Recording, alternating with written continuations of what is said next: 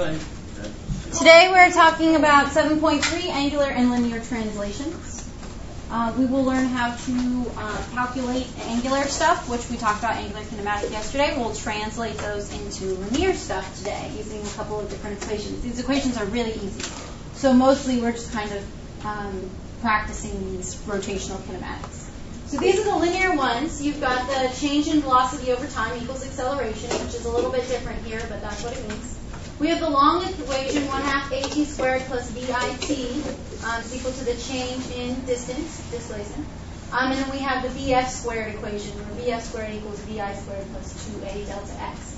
Now, in rotational motion, you can see that any time you see a velocity, we just replace that with angular velocity, and acceleration is now angular acceleration. And then our displacement, our x, is now turned into a theta for this angular displacement. So they're the exact same equations, just with angular instead. So with the normal stuff, with what we call linear motion, we're going to use meters per second squared. With rotational motion, or angular, if you want, we have radians per second squared. Okay, so in the first equation, or where anything where they have v, but there's now omega. Okay, no, but I was talking about like, so if you have a velocity initial, but are you looking for the constant? What constant? Like, because there's vi, is that one vf? For all of these equations, we have only a constant acceleration instead of a constant acceleration or a constant angular acceleration. So just like with these things, the only time that you have a constant velocity would be in this equation, which would work too if you're looking for angular as well. But these three equations in specific are talking about angular acceleration, so you'll have a change in velocity. So you should have an initial and a final.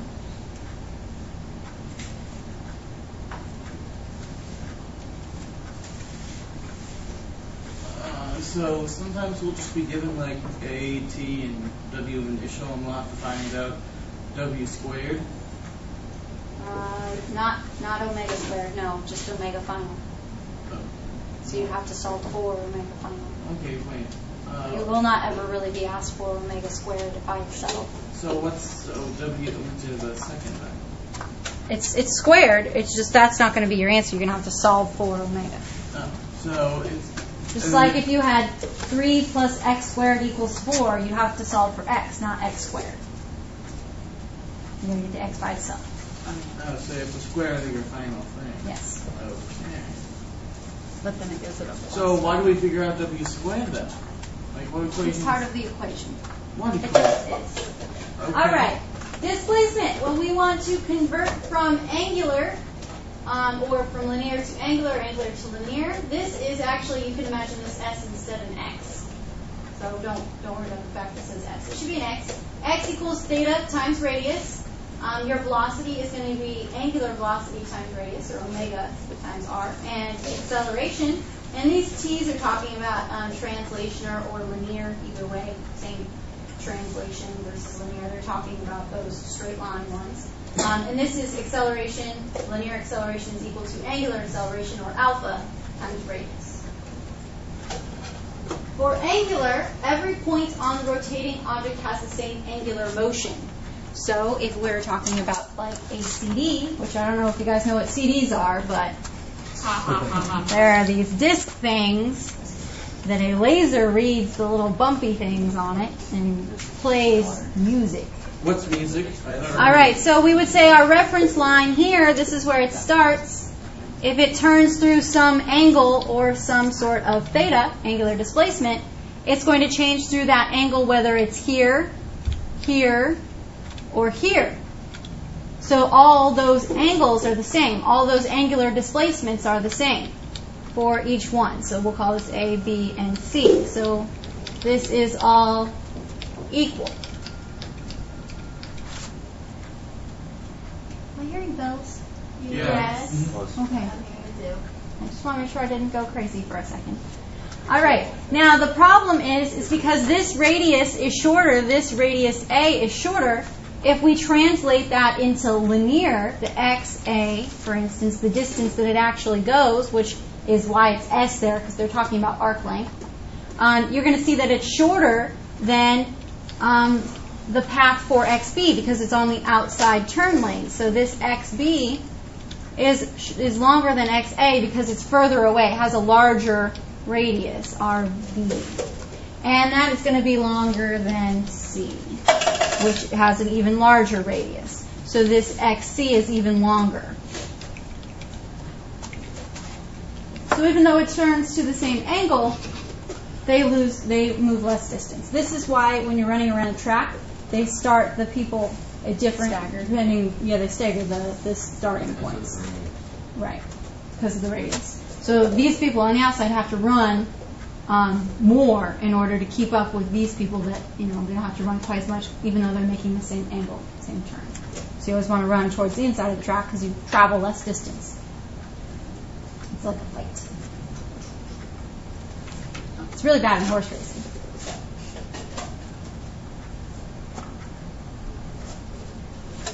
What time do Power Puff leave? 2:30. It's on board.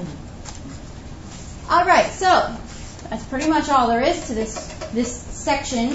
We're just translating this stuff.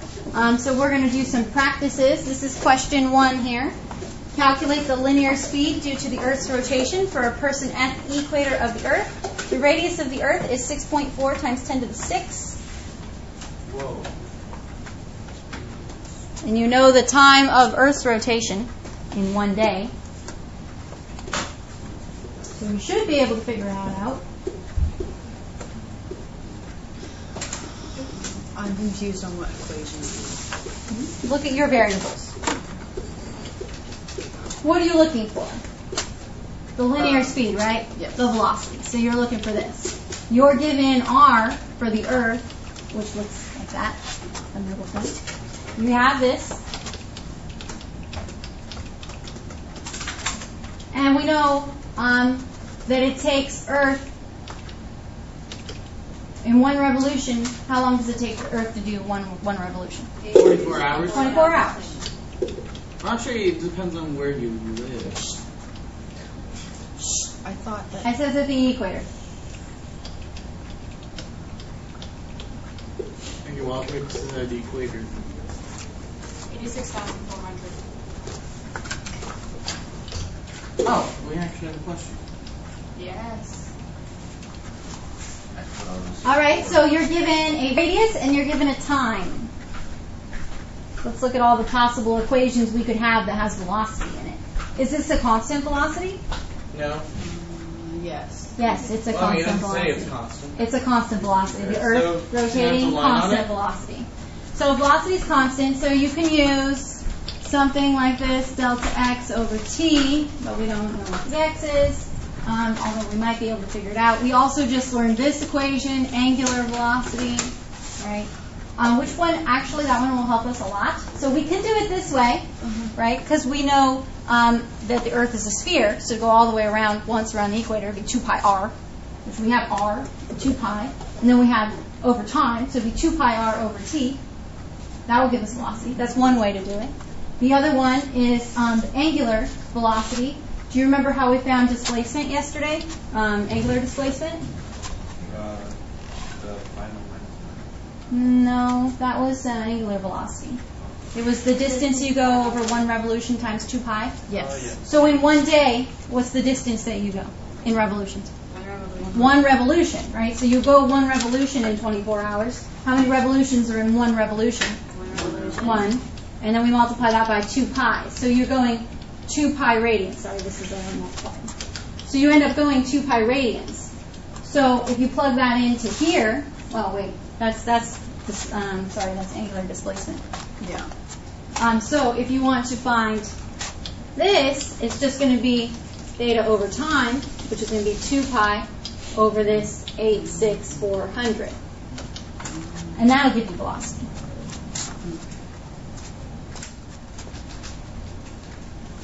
Well, that'll give you omega, and then you multiply it by the r. It doesn't matter which way you do it. Either way, you'll get you the same answer. So here, we're going to have 2.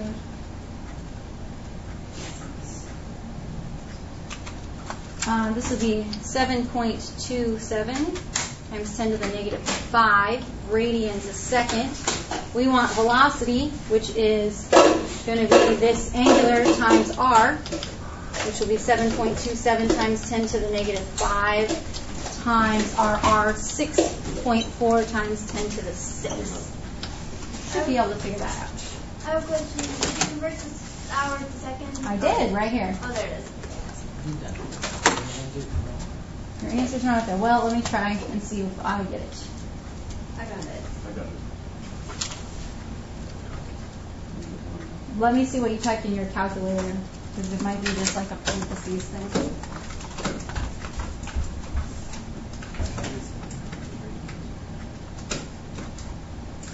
You have 1 instead of 10.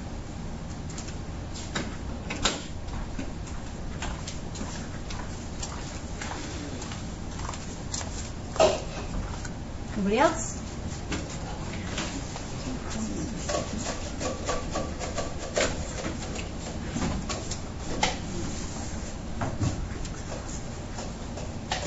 Miss Phil, do you mind if I could run a piece of tape and then have this top? Sure. Okay, here we go. I got letter C. Not sure if that's what you guys got.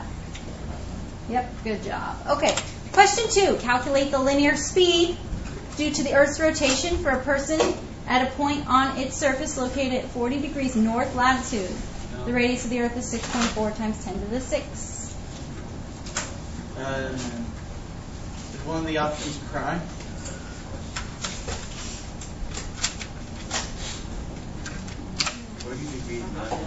So wait, we have to figure out the displacement first, right? Right? That's one option, yes.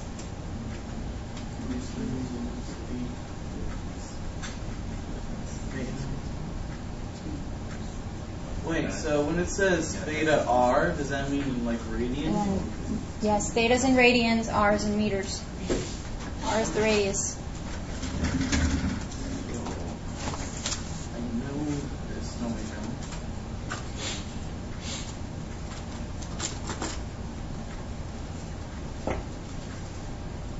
Wait, so 1 radian.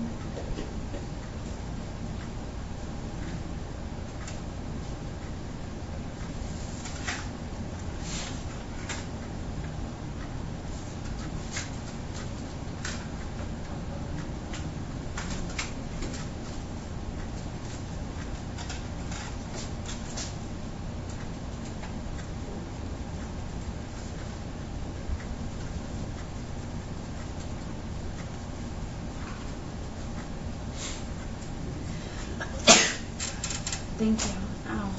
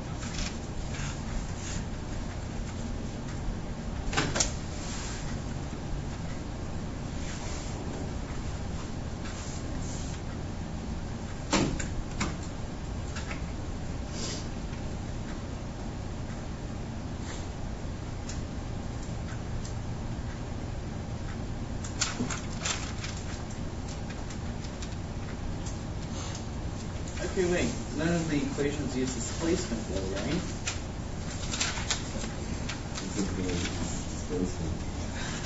Well, I mean, the one to figure out displacement, but there's none that use it. Right?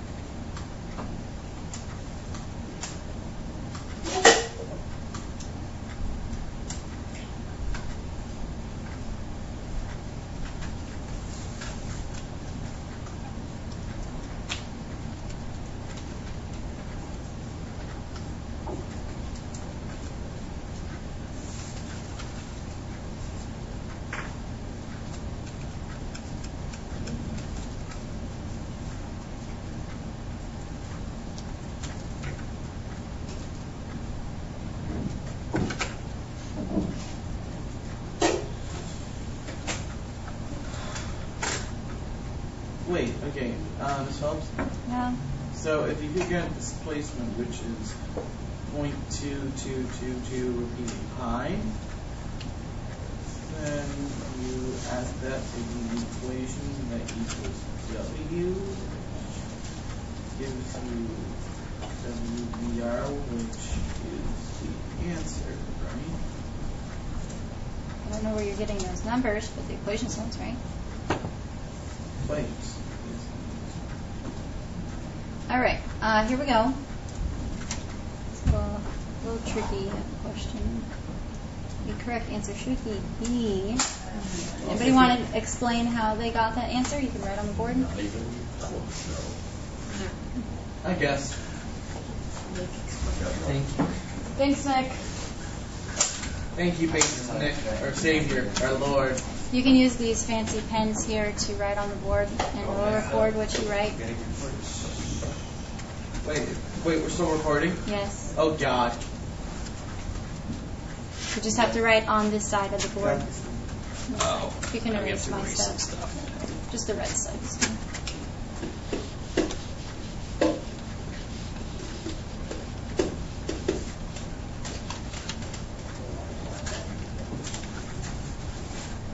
I'm actually going to draw a circle. That's terrible. So, flat Earth, axis, radius. We're going to pretend that's 40 degrees. Right? Mm-hmm. So then we're spinning around that way. And then, so we're looking for this distance here. And incidentally, if you do that, that's terrible. But anyways, that forms a right triangle. So then that's the, actually if we, crap, that's not the right triangle I wanted to draw. It's this right triangle, I think. Yes. It's two parallel lines with the transverse, right? That's what you're talking about. That's, so that's actually not the, oh wow. Sounds like one of those like razors that like you hear someone. All right, so this is actually the radius. That one there. That's 40 degrees. Oh God. So then we're looking for this distance. Right triangle. That's the hypotenuse, and so that's the adjacent.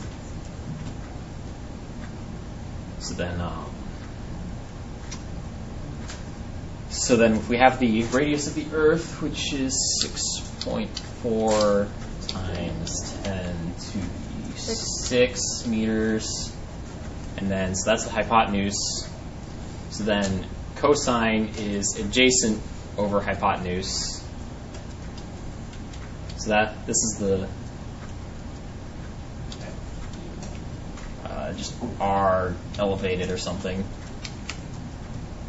Cosine 40 degrees, and then so we just multiply that out. So we just multiply that out to get 6.40 times 10 to the 6 meters times cosine 40 degrees.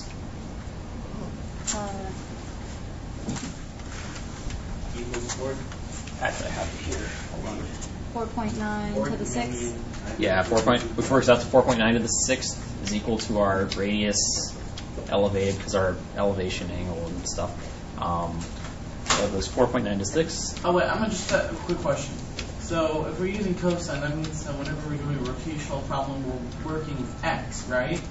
No. Just for this not one. every time, but this time. I have a question. Don't we use our calculators for radius? No. We gave us the degrees for the angle, so you have to take the cosine in degrees, which could get annoying eventually, but not right now. No, all the problems here, they don't expect you. Anytime you're using cosine or sine, it'll be with degrees for this. Excellent. So then, yeah, we can plug that into the old one. Equals omega r. Where Yeah. omega is 7.27 to the negative 5. So that's 2 pi radians I just plugged that all into one big fraction.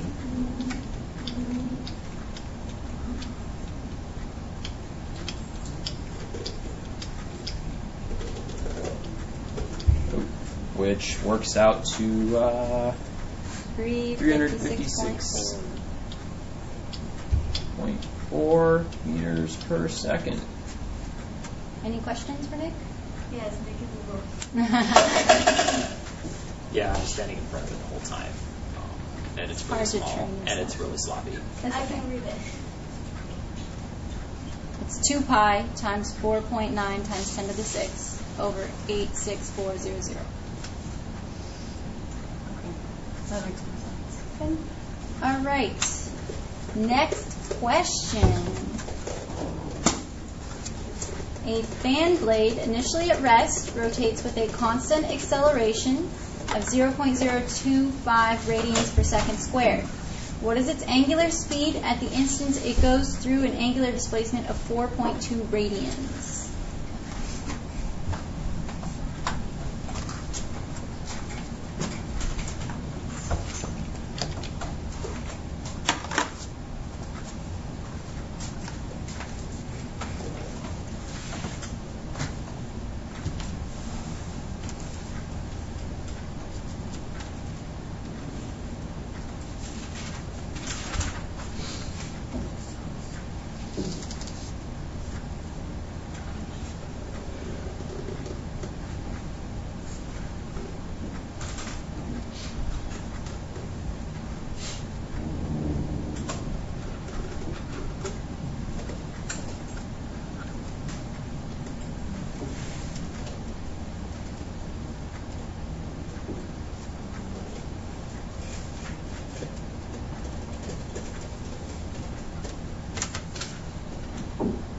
Oh, good question.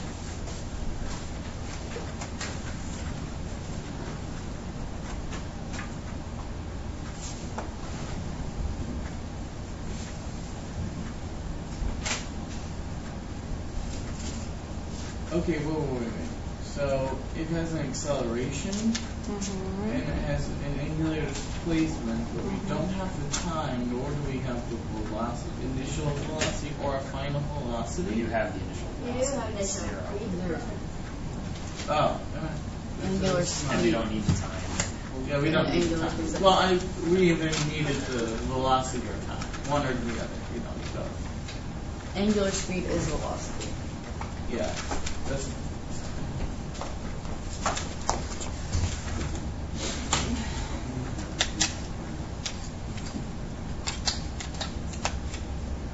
Did that looking? The stick it drops so much that they get loose, and you just have to basically hold it and just press send. What is Yeah, it should work now. Is angular displacement theta? Theta, yeah. All right, we're gonna turn off the recording.